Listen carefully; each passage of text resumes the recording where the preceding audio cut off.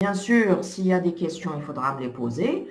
Pour les technologies de transmission, on avait dit qu'on verra les antennes, qu'on verra également tout ce qui est codage, c'est un petit résumé.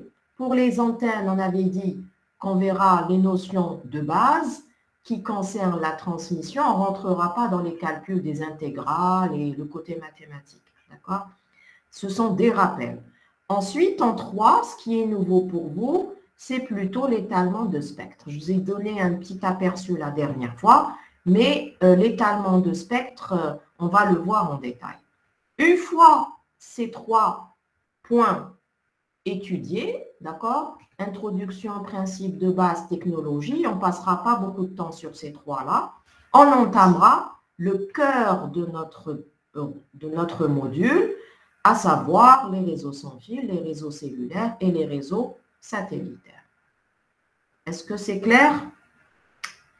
N'oubliez pas qu'il faut toujours m'envoyer ou prendre la parole, ou m'envoyer des petits messages sur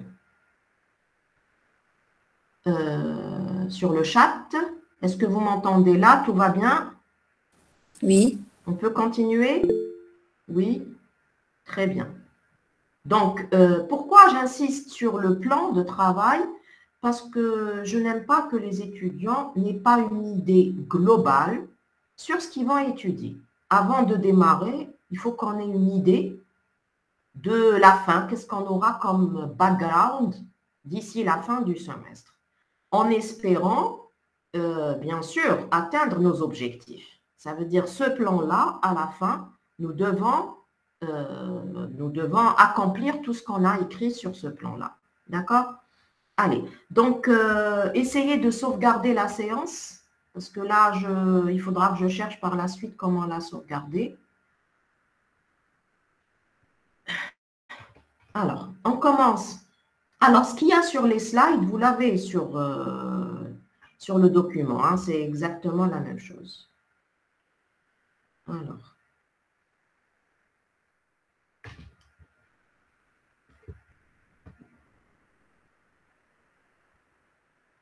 Là, c'est bon. Vous m'écrivez que c'est bon. Vous voyez les slides, oui.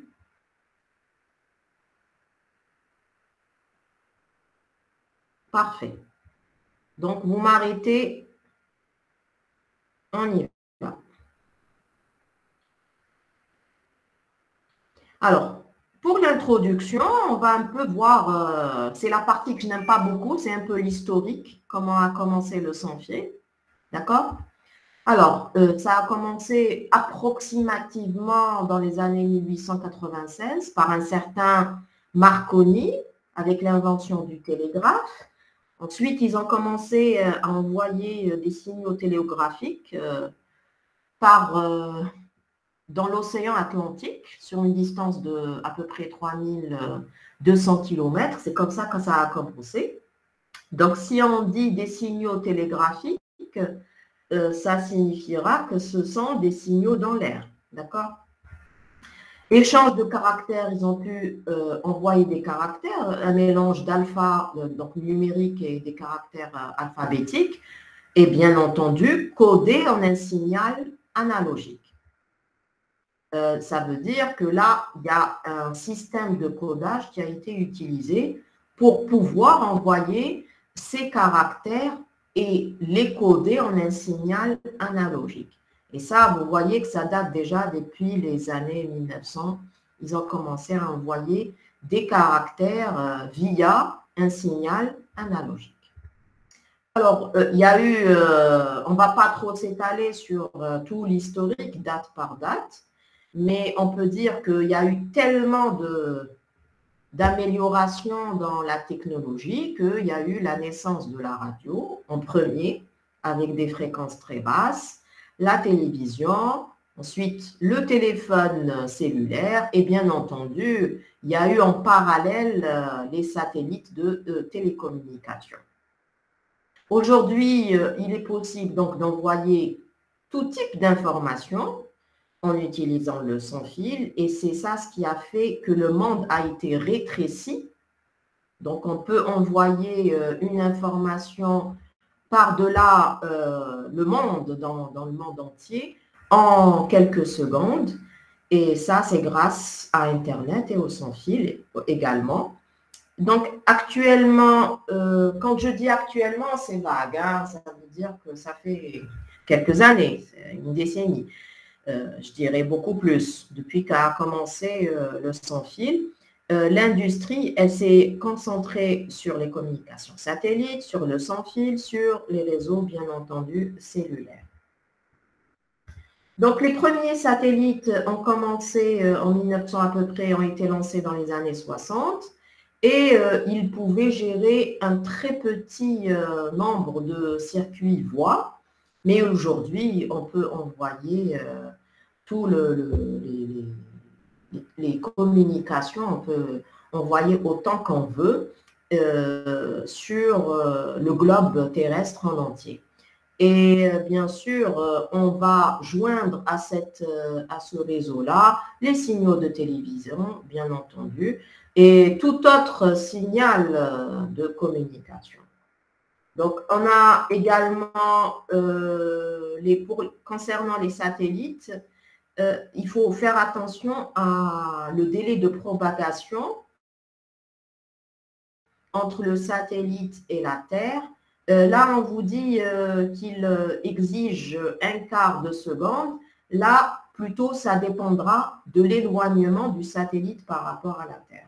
Donc, le délai de transmission et de propagation, ça peut être un quart de seconde s'il est très éloigné de la Terre ou beaucoup moins s'il est près de la Terre. Parce que si, vous imaginez bien, si votre communication exige l'utilisation de satellites et ça prend un quart de seconde, vous aurez à peine le temps de dire allô que vous ne pouvez pas écouter le reste du allô une seconde, un quart de seconde après. Donc, c'est très lent, un quart de seconde pour les réseaux cellulaires. D'accord? Donc, on utilisera plutôt des satellites à orbite basse. Ça veut dire qu'ils sont beaucoup plus près de la Terre pour des délais inférieurs. Si on dit qu'ils sont près de la Terre, donc forcément, les délais seront inférieurs et on aura des débits plus importants. On pourra également les utiliser pour les réseaux cellulaires. Donc, on y vient pour les réseaux cellulaires. Donc, ça a commencé déjà à partir de Marconi. Il y a eu des améliorations. Il était énorme le premier cellulaire utilisé, donc le téléphone mobile. Ensuite, il a été réduit et amélioré, ne serait-ce que pour l'affichage. L'affichage a été amélioré. Donc, aussi, les débits ont été améliorés. Pour la première génération, donc l'utilisation de la technologie, on dit bien ici technologie analogique. On expliquera par la suite ce que c'est une transmission analogique. Les appareils pour les réseaux cellulaires étaient lourds, étaient grands et offraient une couverture irrégulière, c'est-à-dire à un endroit donné, vous avez le réseau, dans un autre endroit, non. Donc, des coupures aléatoires. Souvent aussi, il y avait des coupures, le débit n'était pas assez important. Il n'y avait pas de transmission de données, donc c'était limité à une transmission vocale. Mais quand même, ils ont pu commencer. C'était le début de l'ère du sans-fil. Donc, ensuite, il y a eu pour les réseaux cellulaires l'utilisation du numérique par rapport aux transmissions analogiques. Donc, on pouvait transmettre, je ne peux pas voir vos chats. Est-ce qu'il y a des questions? Non. Alors, je continue, donc s'il n'y a pas de questions. Je préfère faire ceci pour pouvoir voir vos questions.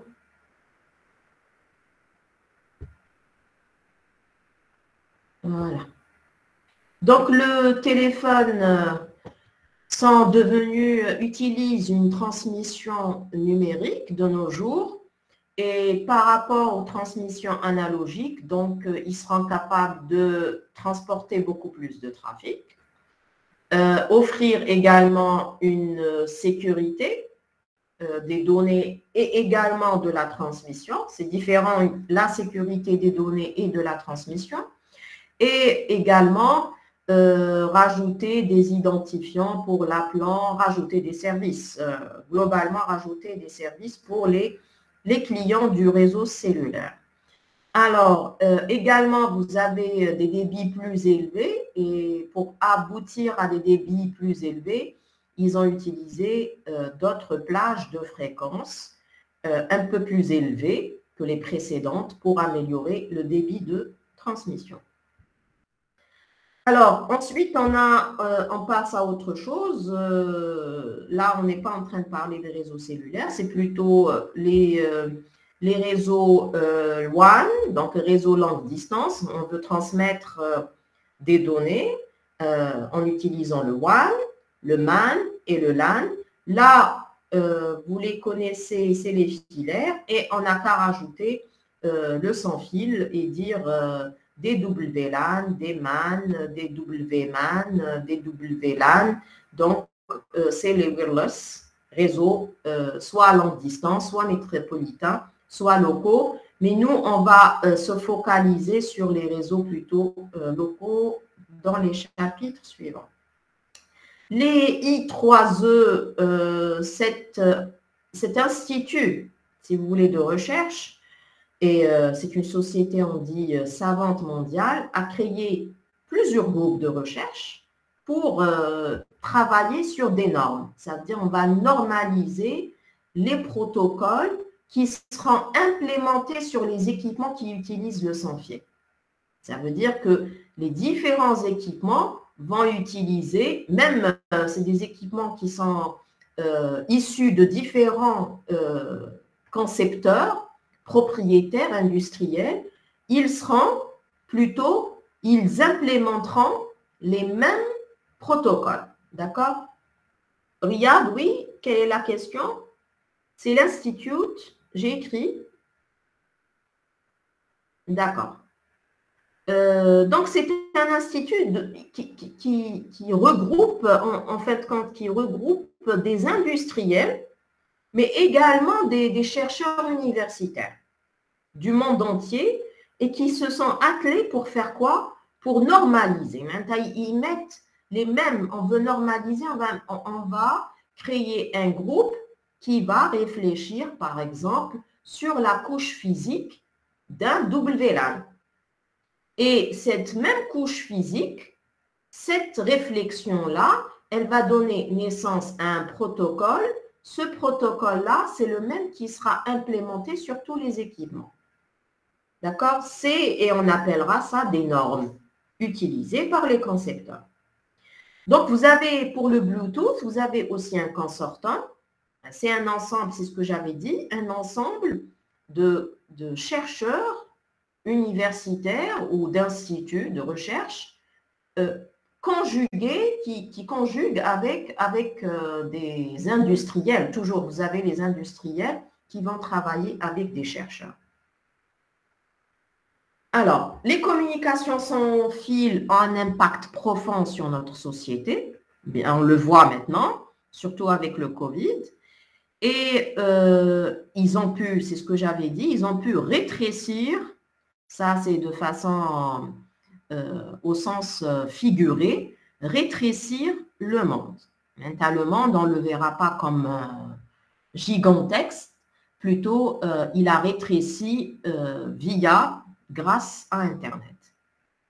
Donc, la convergence rapide des normes qui définissent l'interaction des équipements permettra d'avoir un réseau global avec un vaste bouquet de services. Ça veut dire quoi? Ça veut dire, ça y est, on arrive à un stade où les équipements ont été améliorés, les débits ont été améliorés, les protocoles ont été normalisés, il y a eu des améliorations sur tous les plans hard et soft. Maintenant, on va offrir beaucoup plus de services. Ça veut dire qu'on essaye d'enrichir les services offerts à qui? Au client, donc à l'utilisateur final du réseau en entier. Est-ce qu'il y a des questions sur ça ou d'autres précisions? Madame, Oui, vous ça m'entendez? va pour le moment?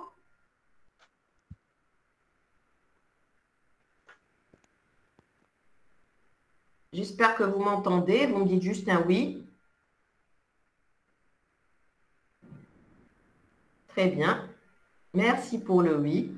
Très, très bien, Aitem. Katia. Parfait. Rim, Tarok. Lina.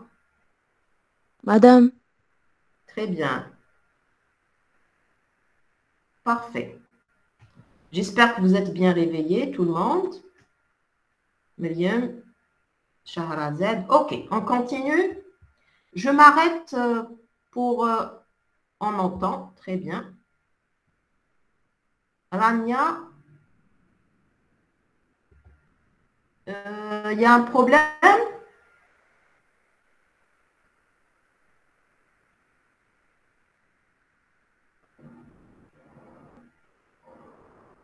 Ah, Rania, elle parlait. Moi, je ne l'entends pas. Alors, est-ce que moi, peut-être que j'ai enlevé le son, c'est ça? Ah oui, excusez-moi. Ah, très bien. Alors, qu'est-ce qu'elle disait, Rania? oui, madame, Allez-y. vous m'entendez? Ah, oh, il fallait me dire que j'entendais pas. Oui. Oui, Madame, concernant les fréquences, oui. pour les changer, on a dit qu'on doit les changer. Est-ce qu'on doit paramétrer notre antenne ou bien comment les changer? Non, Rania, Les fréquences. quand j'ai dit les fréquences, les concepteurs des équipements avec les fournisseurs d'accès, c'est-à-dire qu'il y a les fournisseurs d'accès, c'est de grandes entreprises qui fournissent l'accès à Internet, par exemple, et avec les concepteurs des équipements, ils s'entendent sur certaines fréquences. Mais ce n'est pas à nous de changer les fréquences. Et d'une génération d'un réseau, ça veut dire quoi? On va voir les générations. D'un réseau cellulaire, la première génération, ils utilisaient des fréquences, ensuite la deuxième, d'autres fréquences, ou bien même pas, même s'ils utilisent les mêmes fréquences, mais ils améliorent par exemple le codage, le type de codage, et de cette manière-là, on arrive à améliorer le débit de transmission pour l'utilisateur final. Parce que pour l'utilisateur final, qu'est-ce qui est important? C'est le débit de transmission, n'est-ce Oui, pas? oui. Le débit de la propagation est la même, c'est dans l'air. Il n'y a pas de câble, c'est dans l'air. Donc le débit de transmission, là, on peut jouer sur ça en améliorant, par exemple, le codage, en changeant de fréquence. Mais ce n'est pas à nous de le faire.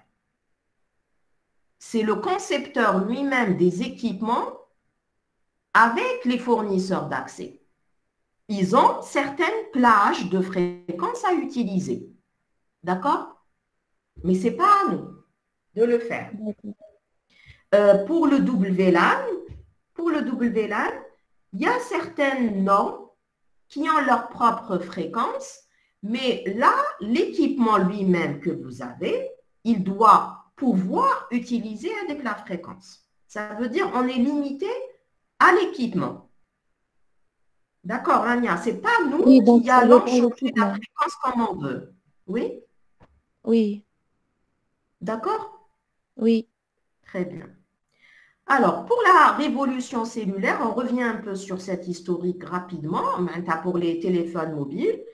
Donc, au départ, le nombre des zones, des 11 millions, le nombre d'utilisateurs au départ. Ensuite, on dépasse nombre de téléphones mobiles a dépassé en 2002 celui des postes fixes, maintenant les téléphones filaires.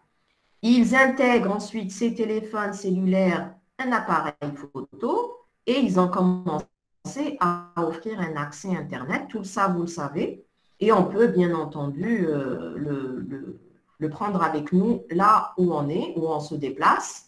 Et on arrive à fournir des services ciblés. Ça veut dire quoi? Ciblés, vous êtes avec votre téléphone mobile et à un moment donné, il vous affiche tous les services d'une zone. Par exemple, si vous êtes à Alger Centre, ils vont vous dire qu'il y a un cinéma qui offre ça.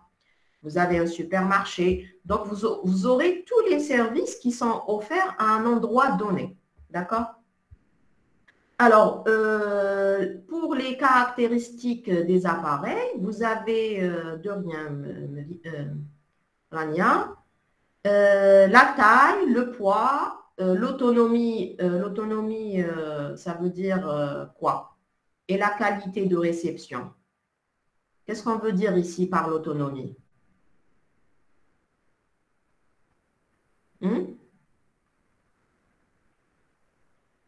Vous êtes avec moi? Qu'est-ce qu'on veut dire par l'autonomie?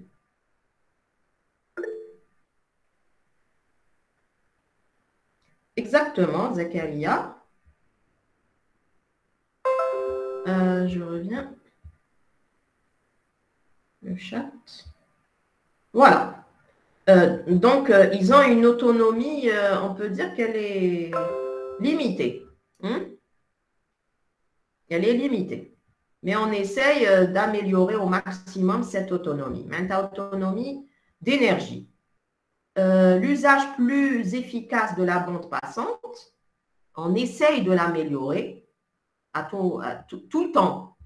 Pour toutes les générations des réseaux cellulaires, on a essayé d'améliorer l'utilisation et le découpage de la bande fréquence, la bande passante. Pourtant, elle est limitée, c'est ce qu'on avait dit la dernière fois. On avait dit qu'elle était une ressource rare, qu'il faut bien l'utiliser. Le coût d'utilisation, que ce soit l'achat d'un téléphone cellulaire ou bien l'abonnement, ils essayent de baisser constamment les prix. Ensuite, donc, téléphone mobile est devenu l'instrument le plus important par rapport aux autres instruments de télécommunication.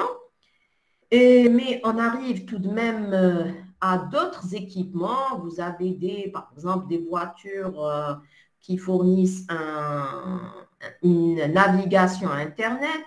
On arrive à avoir des cartes routières, des informations. Est-ce qu'il y a un accident sur la route ou pas? On peut également demander secours en cas d'accident. Connaître tous les services, par exemple pour une voiture, on peut connaître est-ce qu'il y a une station de service pour remplir le carburant. Aussi des améliorations par rapport au réfrigérateur. On peut faire un ravitaillement, tout le ravitaillement, ça serait intéressant pour nous. Tout le ravitaillement, ça veut dire ce qui manque à l'intérieur du réfrigérateur. Lui-même, il contacte les supermarchés. Il fait la commande, le paiement se fait via une carte et vous avez votre commande qui arrive chez vous, ça sonne et le colis il est chez vous. Donc tout le ravitaillement du réfrigérateur se fait par la révolution, si vous voulez, cellulaire ou bien la révolution d'Internet, je dirais. Vous avez beaucoup d'autres réseaux. Vous avez par exemple tout ce qui concerne les maisons intelligentes, vous avez les réseaux véhiculaires, vous avez les réseaux de capteurs, vous avez également l'amélioration des réseaux également satellitaires. Vous avez également, je voulais parler des réseaux très près du corps de l'être humain, les réseaux, c'est ce qu'on appelle Personal Area Network, BODI. Également les réseaux NEMO, ce sont également des réseaux qui eux-mêmes, c'est tout un réseau mobile. Donc, vous avez un routeur plus les autres équipements, par exemple, qui sont dans un train et tout le réseau se déplace. C'est ce qu'on appelle un réseau mobile qui est connecté à Internet. Donc, vous avez plusieurs réseaux qui sont, si vous voulez, qui utilisent le sans fil, hein, qui viennent du sans-fil. Alors,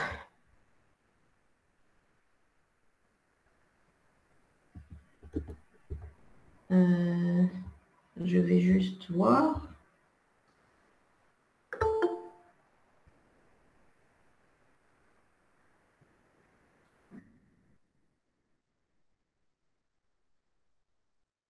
Là, c'est bon.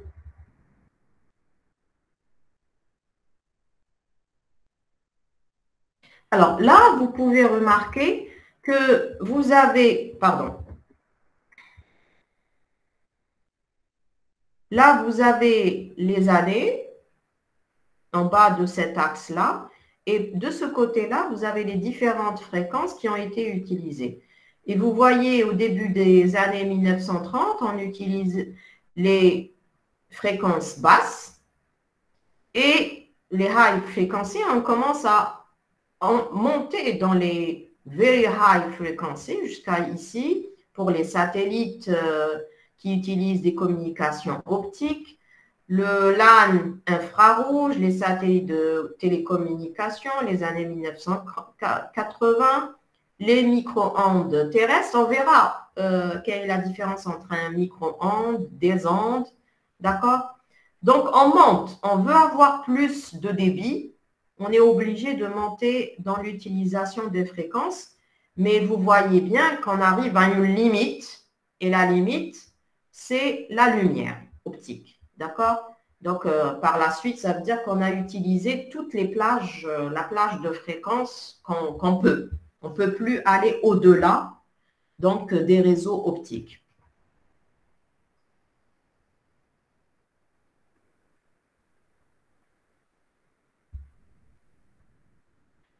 Donc, pour tout ce qui est de l'utilisation des réseaux sans fil, certes, il y a une utilisation croissante, personne ne peut dire le contraire, et un accès permanent ou un accès nomade. Qu'est-ce que ça signifie un accès nomade au réseau sans fil?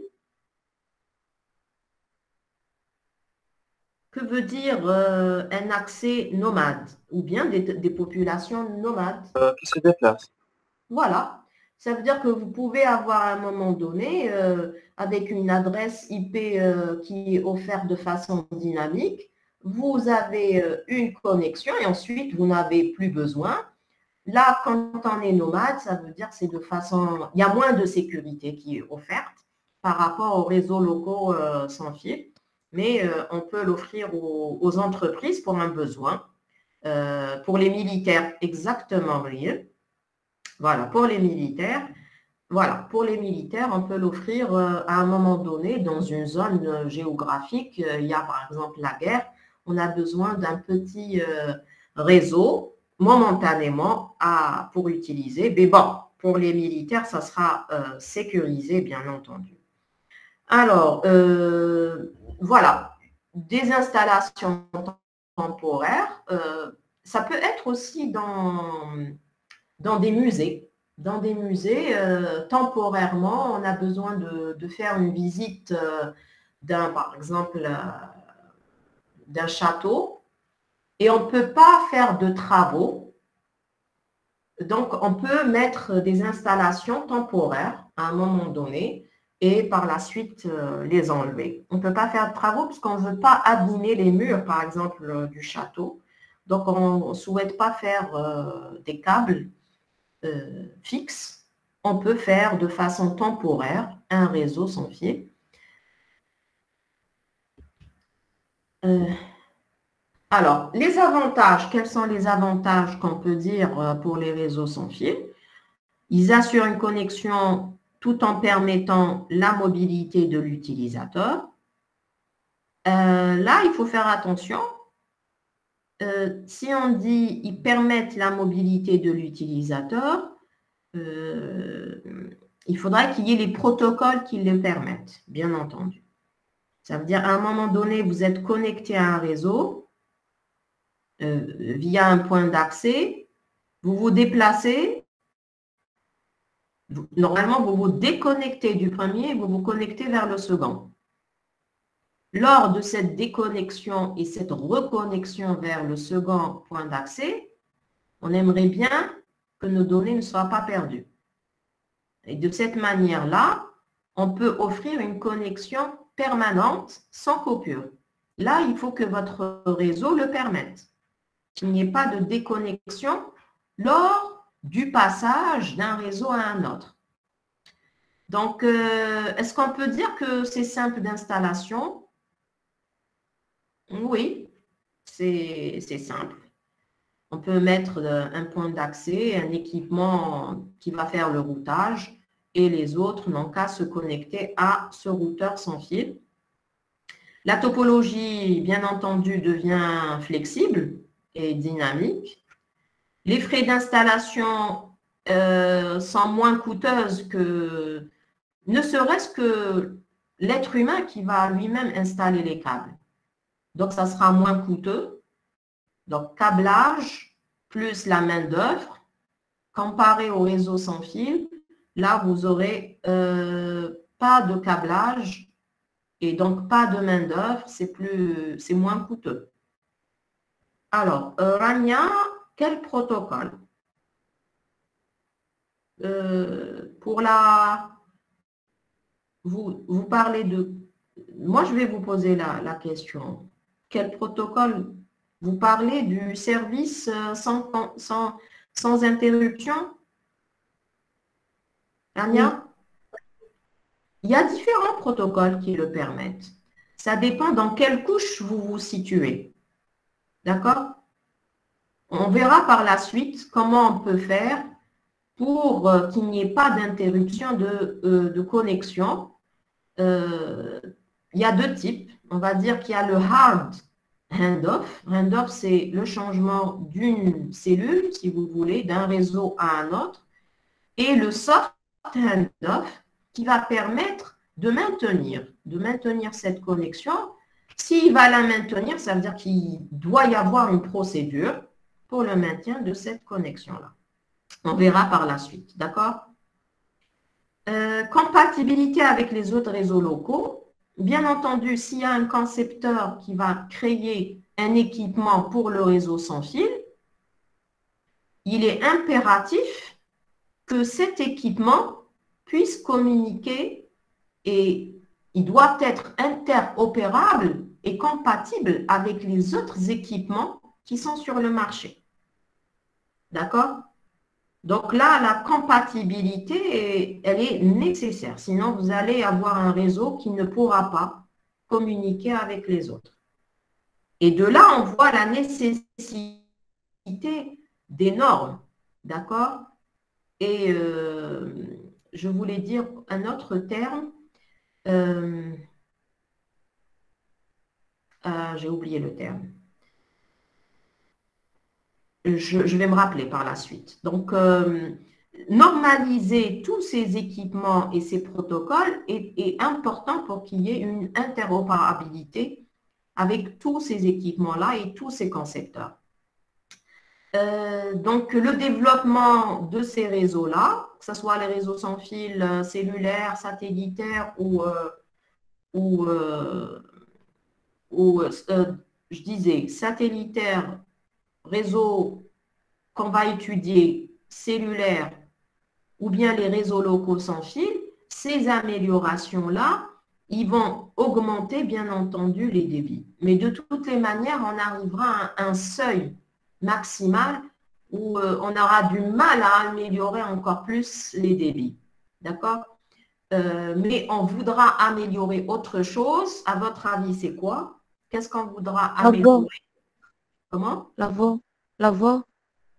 En améliorant le débit, on améliore la qualité de la voix, la qualité de transmission des vidéos. Mais qu'est-ce qu'on voudra encore offrir? Là, on a offert, oui, la sécurité. Après, on ne se soucie plus de la transmission. On ne se soucie plus de la sécurité. On va offrir quoi à l'utilisateur final? On leur donne un meilleur coût. On va leur offrir encore quoi? Ça y est, on a donné la meilleure portée, le meilleur débit. Maintenant, tout ce qui est en électronique, d'accord? On a pu le faire.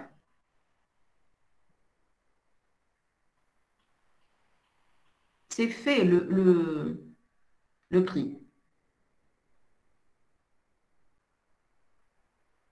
Une meilleure qualité de service. Quand on dit qualité de service, on va dire débit, transmission, tout ça. C'est fait. Qu'est-ce qu'on peut faire encore?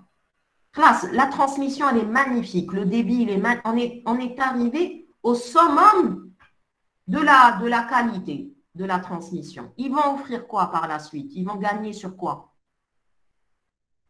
Financièrement, sur quoi ils vont gagner? L'équipement en classe, on a amélioré. Qu'est-ce qu'on va offrir? Qu'est-ce qu'ils sont en train de vous offrir sur vos équipements?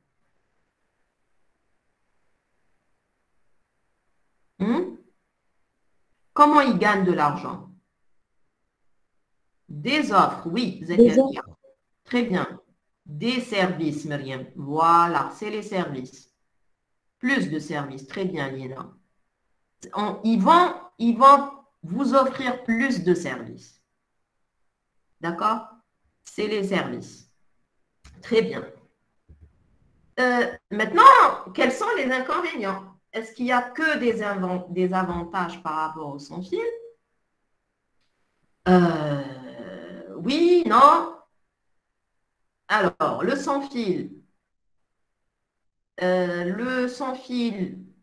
devient moins coûteux, peut-être, oui, mais présente certaines limitations d'ordre politique, technique, qui sont susceptibles à terme d'empêcher les technologies sans fil de réaliser tout leur potentiel. Il n'y a plus de limites. Hein. Pour le sans fil, il n'y a plus de limites politiques, technologiques, tout s'est amélioré. Même l'incompatibilité des normes, ils ont pu régler l'incompatibilité des normes au maximum. L'obstacle actuel, il n'est plus actuel. Hein, là, il n'est plus actuel. Ça, c'est un peu ancien. D'accord? Ça, ce n'est plus... Non. Limitation des équipements, maintenant, ils ont résolu. D'accord? Incompatibilité des normes? Non, c'est faux pour le moment. D'accord? C'est pas vrai. Incorrect.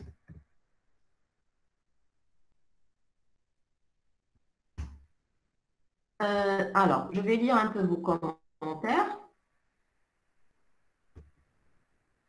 Danger sur la sécurité, oui, sur la santé. Même si on prend en compte des avantages, on voit aussi que plus on monte dans les fréquences, plus on voit besoin de matériel. Oui, mais bon, non, on ne va pas payer les antennes qui sont dans une zone géographique, c'est les fournisseurs d'accès. Mais ne vous en faites pas, Mariam, ils vont réduire les prix. Le plus important maintenant, c'est les services. Voilà, c'est sur l'être humain. C'est plutôt moi ce qui me soucie le plus, Zindine, c'est l'être humain. Regarde, plus lent que le filaire, je dirais qu'il est concurrent. Hein. Ils sont concurrents. S'il y a certains équipements qui arrivent au filaire, hein, ils sont concurrents. Voilà, Mariam. On arrive à de très bons débits. Madame, avec le sans fil, oui. Allez-y.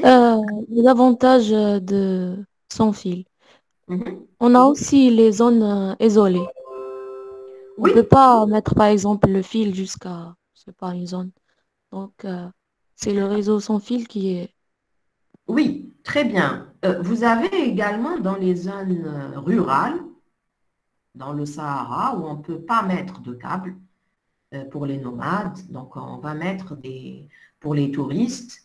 Et vous avez également pour les zones à risque, par exemple, des zones où il y a eu des incendies, où il y a eu des catastrophes naturelles, on va essayer d'utiliser le sans-fil. C'est ce qu'on appelle des réseaux de capteurs. On va pouvoir, par exemple, prendre un hélicoptère, éparpiller des capteurs. Ces capteurs-là, ils pourront capter, par exemple, la température, le son, ça dépend du type du capteur, et nous donner une information précise. D'accord? Donc, ils utilisent aussi le sans-fil, hein, ces réseaux de capteurs. Il y a plus d'interférences sur le sans-fil. Oui, mais pour les interférences, ça se gère. Il y a les protocoles qui sont au niveau de les couches plus basses, ils arrivent à gérer les interférences. Mais pour les interférences, il y a des solutions. Les solutions, c'est soit qu'on va tout de suite, on en parlera, soit qu'on va tout de suite réenvoyer l'information, on ne va pas essayer de la détecter, de la corriger. On verra comment on va corriger ça. D'accord? Madame, pourriez-vous nous parler sur les réseaux mobiles et la différence entre eux et les réseaux ad hoc, s'il vous plaît? Alors, qu'est-ce que vous voulez dire, Samy? Je vais vous laisser vous-même répondre à la question. Zako, qu'est-ce que vous voulez dire par réseau mobile? Quand on dit mobile. Allô, est-ce qu'on m'entend ou là? Comment? Salam alaikum. Je Salam, parle. oui, oui. C'est madame qui a dit les réseaux mobiles. Je pense que vous avez cité Nemo ou quelque chose du genre. Oui. Je suis les réseaux ad hoc. Il y a une différence bien C'est pas du tout la même chose, Chef Samy. Un réseau mobile, déjà, vous faites bien de préciser les choses. Quelle est la différence entre un réseau sans fil et un réseau mobile? Un réseau sans fil sur les équipements un réseau sans fil, un réseau mobile c'est pratiquement la même chose mais les équipements eux-mêmes par la connexion comme un téléphone par exemple connecté on va dire le routeur tout simplement, Chef Samy, tout simplement. Mobile, ça vient de mobilité, déplacement. D'accord? Sans fil, maintenant, ma cache câble. Oui. Ça. Un réseau sans fil peut être mobile ou immobile. Un adoka, je suis immobile, mais j'utilise une connexion sans fil. Je ne bouge pas. Oui. Donc, je suis immobile, je ne bouge pas, mais j'utilise le sans fil. Mobilité, je me déplace. Je peux connecter tout mon réseau avec un câble, un train. Je connecte tous mes équipements à l'intérieur du train avec un câblage. Il y a un routeur à l'intérieur du train. C'est un routeur sans fil qui, lui, va se connecter au roadside unit. C'est des antennes qu'on met sur toute une route pour les réseaux véhiculaires. Ils vont se connecter à cette antenne sur le roadside unit. Le routeur HEDEC sans fil, tu as le train, il va se connecter à cette antenne roadside unit pour la connexion Internet. À l'intérieur du train, on va dire un câblage, c'est filaire. Le routeur, il va me connecter à Internet, il une antenne sans fil. Généralement, on peut dire qu'un réseau mobile, il est sans fil. D'accord, même qu'on ait quelques câbles d'air. Mais un réseau mobile est sans fil. Mais l'inverse, un réseau sans fil peut ne pas être mobile. C'est clair? Oui, c'est plus clair. Merci. Maintenant, pour les réseaux ad hoc, qu'est-ce que ça signifie? Je prends juste mon tableau. Vous voyez le tableau? Oui?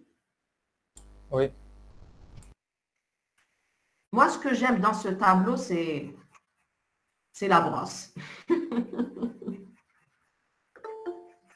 Ça me fait rappeler le tableau réel. Alors, un réseau. Quelle est la différence entre celui-là? D'accord? Et par exemple, un réseau WLAN.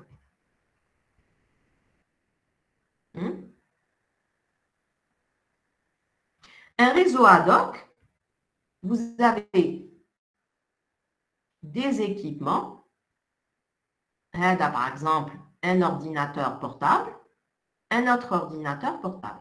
D'accord? Un PC portable, un PC portable. Dire un autre, on peut les appeler des nœuds. Nœud 1, nœud 2, nœud 3, nœud 4. D'accord? Dans ce réseau ad hoc, les équipements, ce sont des équipements sans fil. OK? Celui-là, si N1 veut communiquer avec un 3, N3, le nœud N3, il va envoyer des signaux. Le N3, il va se reconnaître, il lui répond. D'accord? Mais pour qu'il puisse répondre, il faut qu'il soit dans la zone de couverture de N1. Vous êtes d'accord? N1 qu'on a dans la zone de couverture, regardez. Les signaux qu'il va transmettre N1, ils ne vont pas dépasser ce cercle. Vous êtes d'accord? Oui? Oui. Très bien.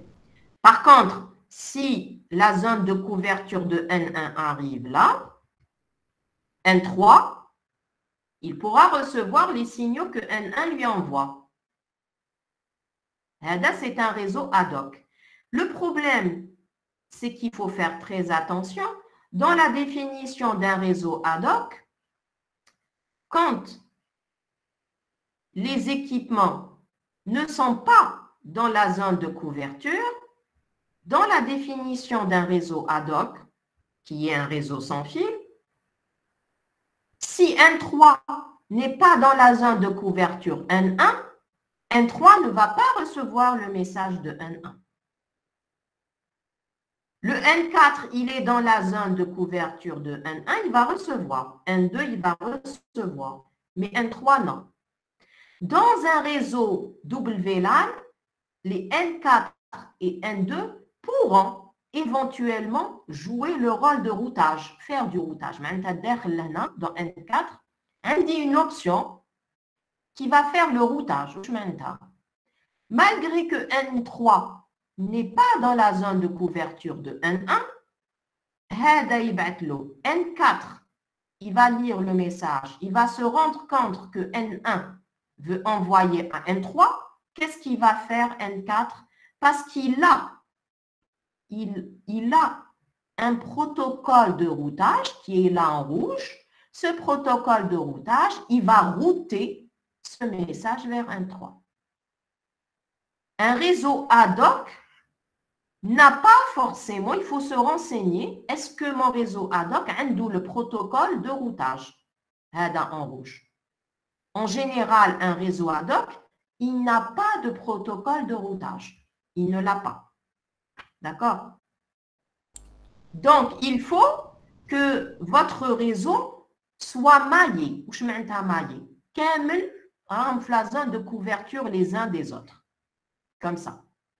Ce que j'ai mis comme ça, ça veut dire que tout le monde est dans la zone de couverture les uns des autres. Ça, c'est un réseau ad hoc. D'accord? Donc, les équipements ne font pas du routage. Pas de routage. Sauf précision.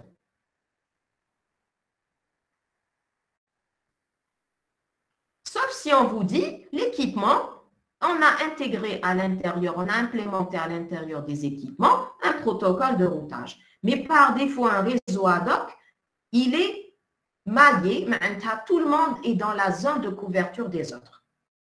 C'est clair? Oui, c'est clair. Merci. Donc, la mobilité, on va dire que la mobilité signifie,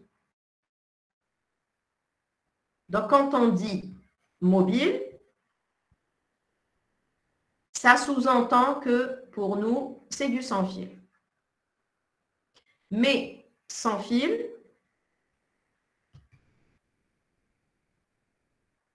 ça ne veut pas dire que c'est mobile. D'accord? Ad hoc,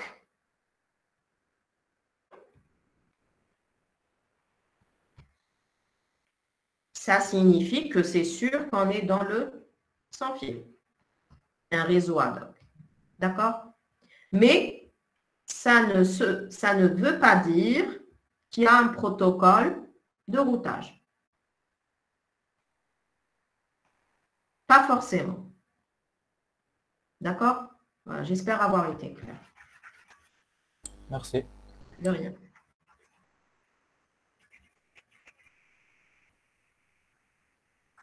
Alors, des questions, autres questions?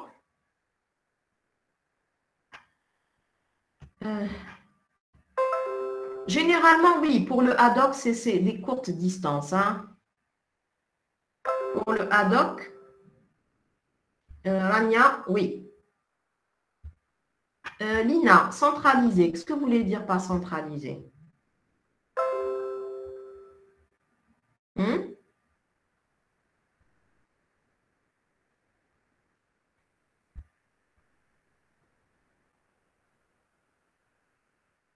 Je ne sais pas ce que vous voulez dire par centralisé. Alors. Oh, elle veut dire oui. Oui.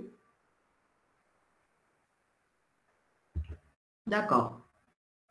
Alors, on finit sur ça. L'inconvénient du sans-fil, moi, je dirais, bon, la limitation, c'est aussi ancien. Il faut se rappeler qu'au départ, les téléphones portables mobiles, ils n'avaient pas de...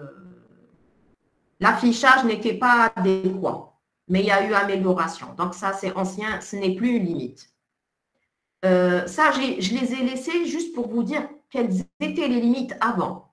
D'accord? Mais maintenant, tout est possible et les données sont omniprésentes. Donc, il n'y a aucun souci par rapport à la transmission. Le seul problème reste les effets du sans-fil et de la propagation sans fil sur la santé. On s'arrête sur ça.